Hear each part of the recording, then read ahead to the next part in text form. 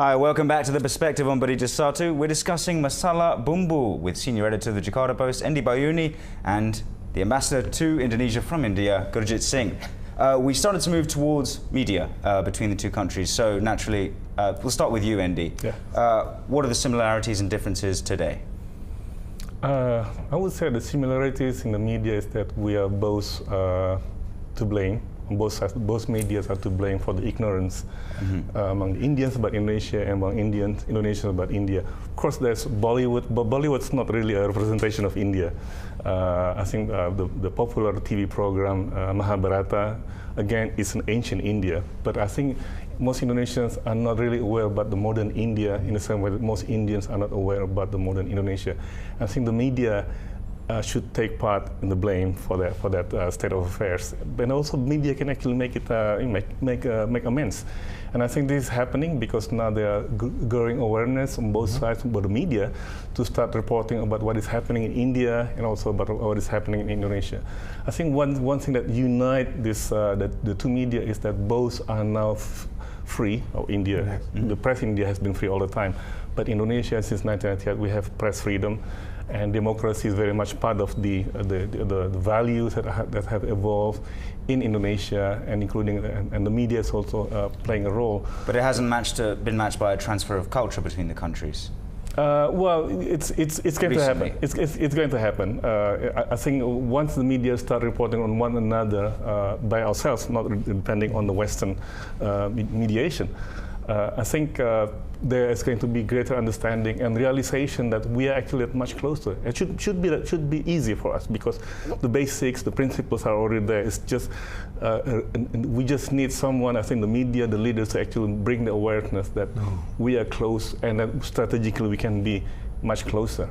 And one of the keys to this might be digital innovation, which is also a chapter on in the book. Digital innovation, very much so, and because that is where the direction. I think Indonesia is perhaps more wired than India is. So to reach the young people here is much better to get into the digital age faster. And I think that is where, and I also see that as an area of cooperation, and the business cooperation between India and Indonesia. So not only the medium, but the message as well. Both are areas we can work on. And why, and to just take off from what Endi said, you know, India and Indonesia today are both democratic countries who are developing in pluralistic setups. This makes it so common. And what is more important is both of us are very young countries. Indonesia has more than 100 million plus young people, and India has over 700 million plus young people. So look at the common framework we are in. So no two democracies are alike, but all democracies are ultimately the same. So I think this is something that we need to build on, in which media is a very important role, and I think I fully agree with them. In our effort to look at each other directly, the media has to play a very important role, and digital media included. It is a situation today that in the India-Indonesia relationship went to a new height when India started looking east. But then Indonesia also looks east, so we both look the other way. You know, so we need to look at each other too. So that is the challenge that we are trying to meet. So a large part of this is people coming online for the first time, people getting smartphones, getting data reception.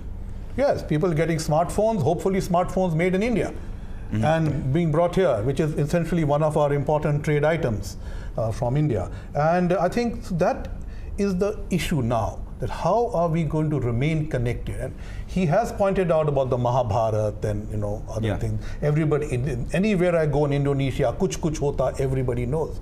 But kuch kuch hota was 20 years ago, right? Now, something has to go after that.